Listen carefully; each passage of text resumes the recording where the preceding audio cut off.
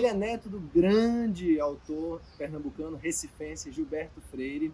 Gilberto Freire Neto, estou com ele aqui do meu lado para a gente conversar, entre muitas outras coisas, sobre as relações comerciais e econômicas, culturais, etc., do Brasil com a China, de Pernambuco com a China, que pode possibilitar inúmeras coisas que a gente não tem nem ideia, eu ainda não tenho nem ideia, e eu quero saber o que é que ele tem a dizer sobre isso, ele que passou mais de 20 dias em território chinês. Muito obrigado, Gilberto, pela Prazer é conversa. todo meu, prazer é todo meu. É bom, hoje, antes de qualquer coisa, preciso perguntar um pouco a você como foi a sua viagem para a China, Gilberto, que foi até a China passar cerca de 20 dias, né?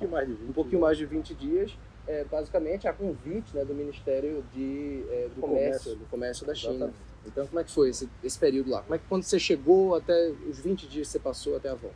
Foi um curso de Relações Internacionais, Desenvolvimento Econômico, Cooperação na área econômica, Negócio, Comércio Exterior, patrocinado pelo Ministério do Comércio da República Popular da China, através do Centro de Cooperação Econômica Internacional da província de Fujian, uma das províncias mais desenvolvidas da China e que tem, historicamente, uma relação com o Brasil, com Pernambuco, com Portugal, né, porque era a partir desse território que o comércio marítimo se estabeleceu com o Brasil, né, através da presença portuguesa, né, nas Índias, a partir da região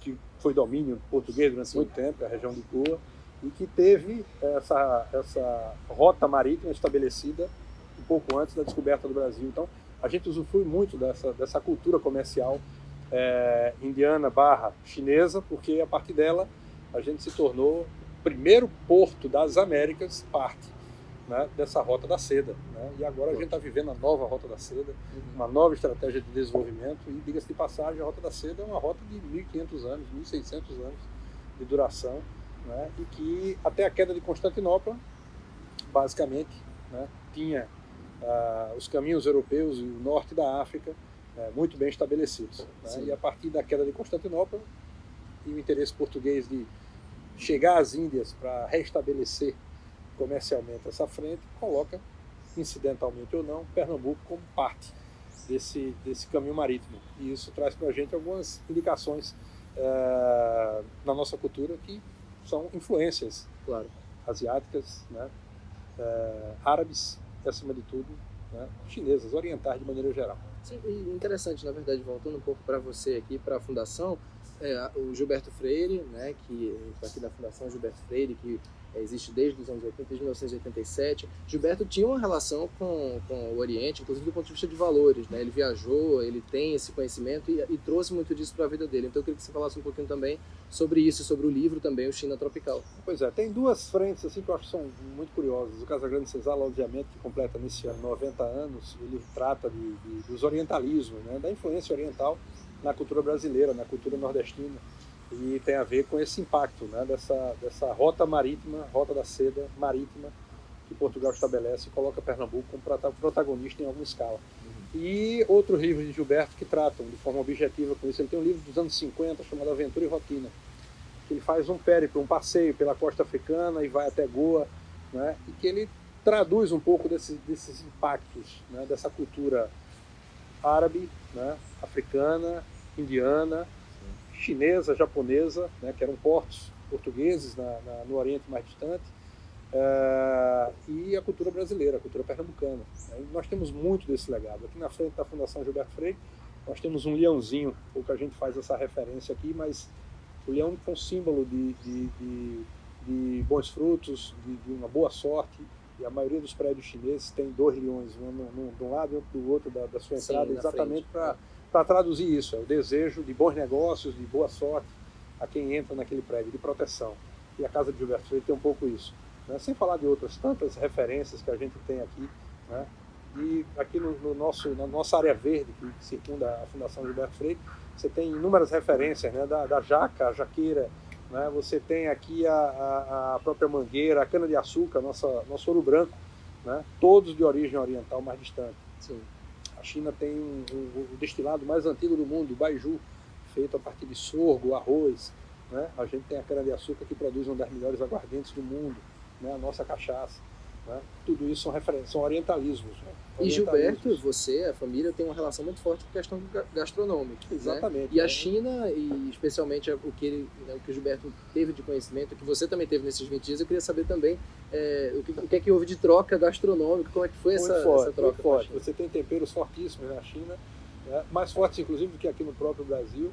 Né? Mas você tem um legado aqui no Brasil desses temperos que são fantásticos. Né? Você tem aqui cardamomo, anis estrelado, você tem cominho, você tem páprica, você tem, né?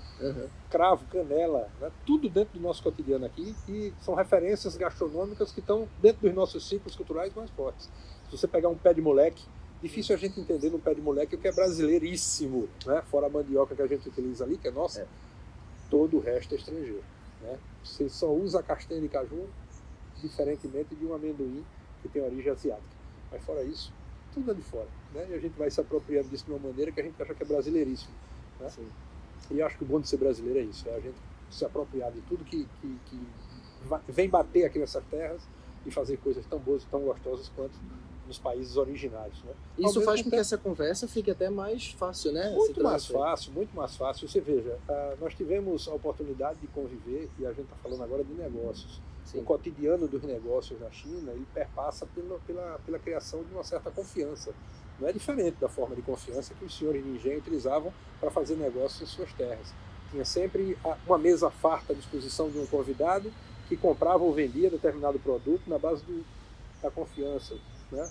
Aqui no fio do bigode. No fio do bigode. Então, isso é um pouco do que os orientais fazem até hoje. Senta-se à mesa, come-se uma boa comida, né? Uma diversidade enorme de pratos, muito bons temperos, né? Se brinda com o baijiu. Então, você cotidianamente participa de dinâmicas sociais, econômicas, que tem ali a bebida alcoólica tradicional, mais de 5 mil anos de referência, né? Como parte desse cerimonial, né? Importante para você criar confiança. E nós participamos disso lá na China. Então, tivemos várias oportunidades de brindar com uma quantidade enorme de representantes de uma diversidade de empresas, né, que nos receberam muito bem e que demonstraram todo o carinho, toda a atenção a essa missão que o Brasil, muito bem estabelecida, pôde desenvolver em parceria com esses órgãos chineses que estão interessados, obviamente, na mão dupla, no ganha-ganha, em criar uma relação com o Brasil de confiança, troca mesmo, mas de trocas, né, de trocas culturais, de trocas econômicas, né, e que faz parte do novo modelo de desenvolvimento que a China vai precisar construir. Né? E é um momento de reabertura disso, do território chinês, né, de reabertura para esse tipo de conversa, depois de um período aí difícil de pandemia, né, que houve um rigor muito grande do país, né, para preservar a saúde das pessoas e tudo mais, e agora voltando, e como é que foi também estar fazendo parte desse retorno, né, com essa troca, essa parceria? Pois é, nós somos muito felizes porque foi o primeiro grande evento de formação profissional que o Centro de Cooperação Econômica Internacional da província de Fujian restabelece pós-pandemia. Então a gente está falando do primeiro ciclo pós-abertura, né? A abertura que foi recente, abril, maio desse ano. E me parece que isso vai entrar agora numa sistemática de 3, 4 meses, você tem uma nova formação. E esse centro de formação, ele faz isso cotidianamente com diversos parceiros mundo afora. Então o Brasil faz parte dessa estratégia com os países de língua portuguesa, né, dentro de um território que tem muito interesse, porque é a partir dele que se estabelece essa rota marítima, né, essa nova rota da seda pelo lado marítimo, né, e que coloca o Brasil como protagonista dos interesses chineses mais distantes. A gente está do outro lado do mundo. Então, participar dessa rota é rever historicamente o nosso papel no século XVI, XVII, XVIII, em que fomos os grandes fornecedores de açúcar do mundo. Né? E a China é um grande parceiro do Brasil hoje, é o principal parceiro brasileiro, está no campo das commodities ainda, carnes, produtos agrícolas de maneira geral, pecuária, né? Mas acho que a gente pode ofertar outros produtos de muito boa qualidade que o Brasil produz e que tem nesse mercado chinês uma grande potencialidade de um bom casamento. E acima de tudo vem a partir da cultura, vem a partir dessas trocas culturais, dessas dinâmicas, das confianças que são construídas e acima de tudo querer fazer parte desse dinamismo chinês, né? Dessa nova rota da seda que está se estabelecendo, né? Uma rota da seda que a gente pode também ser protagonista. Né? A rota da seda só faz sentido como fez sentido durante mais de 1.500 anos, nos tempos passados, né, porque todos ganhavam dentro da sua escala, né, da sua forma de comercializar. Né? Sim, e isso é importantíssimo. Só te interrompendo, eu também não posso esquecer de te perguntar, assim, de observar como é interessante, como a gente observando a cultura da China, a gente também percebe o que tem de interessante na nossa cultura do ponto de vista do impacto que a gente pode ter e de ajudar também, né, do que a gente tem do que a gente já tem desenvolvido, né, como a gente conversou um pouco sobre isso, quer dizer, a gente já tem muitas coisas do ponto de vista da agricultura familiar, do ponto de vista, né, cultural, que em alguns sentidos eles ainda estão também buscando. Então, como é que foi também trabalhar com isso? Como é que foi trabalhar com essa troca? Conversar com eles e entender o que é que a gente pode ajudar a China. Exatamente. É importante se entender que a China não é um monobloco, não é um país monolítico. Você não tem uma única China, ela é grande demais. Dimensões continentais. Muitas dimensões. Tem a dimensão continental, a grandeza, a população enorme, mas tem tempos diferentes na China. Né? A gente é mais imediatista, o chinês trabalha com um prazo a longo prazo muito maior do que o nosso. A gente tem um olhar curto, é um olhar de uma dinâmica política de 3, 4 anos, muitas vezes de 2 em 2 anos. Sim. A China trabalha com longo prazo, a China trabalha com centenas de anos, a China trabalha sem a pressa de conquistar, mas com a certeza da conquista. Né? E isso é muito interessante, porque ela nos força ao planejamento que nós não fazemos no Brasil. A gente não consegue olhar ao longo prazo, a gente não consegue estabelecer laços culturais, porque a gente está sempre na dinâmica do agora, toma lá da cá, do agora, do vem e vai, do vou e não vou. Né? E quando com a China as coisas têm uma dinâmica que se estabelece, que gera relações familiares e sociais e históricas que precisam ser alimentadas constantemente. E, ao mesmo tempo, um povo extremamente, calorosamente hospitaleiro. Nós tivemos a oportunidade de conviver na rua e muitas vezes, no final da noite, sair do hotel e ir para um restaurante próximo, um restaurante simples, um karaokê, alguma coisa assim do cotidiano da vida do chinês. Fomos calorosamente bem recebidos, educadamente bem recebidos. Parando na rua, precisando de apoio, tinha sempre alguém disponível para fazer uma orientação, para chamar um táxi, e é tudo muito difícil na China para a gente. Nem os gestos funcionam, nem a língua ela tem uma similaridade com a língua latina, ou com a língua germânica, ou com a língua anglo-saxônica que favoreça a comunicação.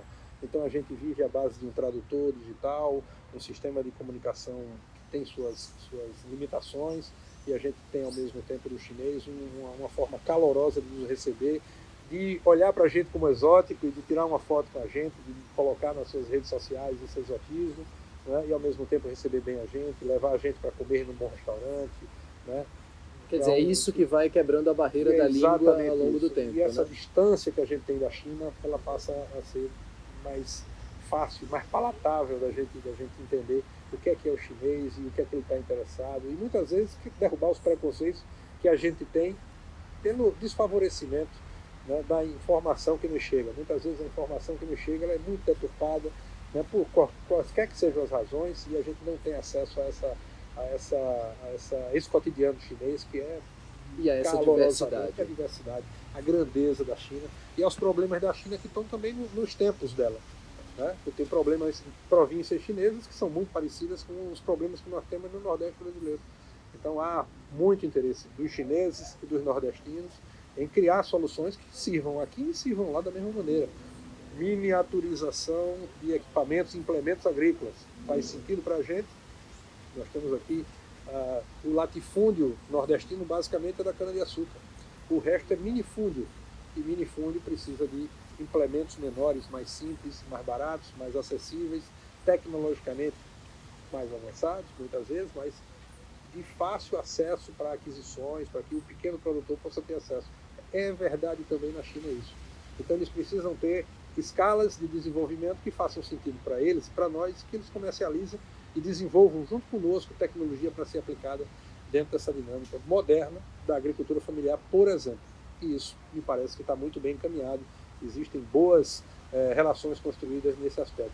E uma centena de outros aspectos que eu acho que o Brasil e a China, o Nordeste e alguma província chinesa ou algumas regiões chinesas têm muita coisa a aprender um com o outro. O que eu estou percebendo, então, é que, na verdade, esse é o começo de uma relação muito mais extensa que deve. A minha impressão é que é um começo e talvez seja a globalização que não tinha chegado até nós ainda.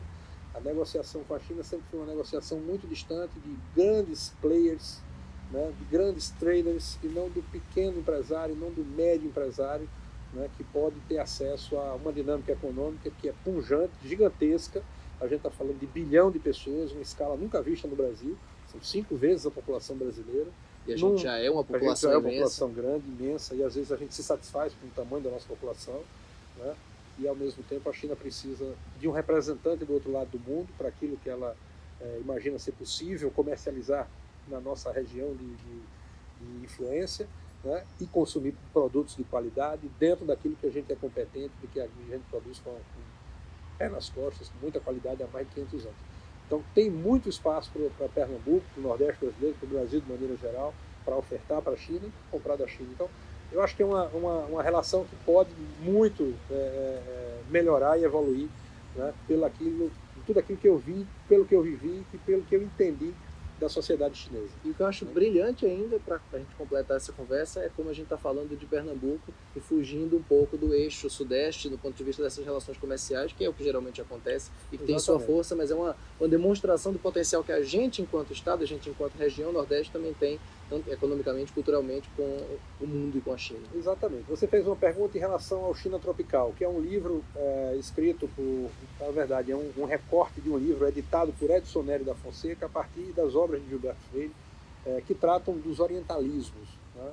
E na hora que a gente vai conviver com essa sociedade, que é uma sociedade moderna, na China, eu também consigo olhar para essa sociedade e ver como também ela é de certa forma, conservadora, de certa forma rural, de certa forma muito parecida com a nossa. E a gente vai fazendo essas leituras no livro de Gilberto dos anos 30 do século passado, 90 anos pela frente, né? E a gente vai fazendo comparações com a nossa sociedade hoje, com a sociedade chinesa de hoje também, moderna, que é o que eu posso comparar. Não posso comparar, não conheço a sociedade chinesa do passado, mas eu posso fazer essa comparação aqui pelo que eu vi, pelo que eu vivi lá, né?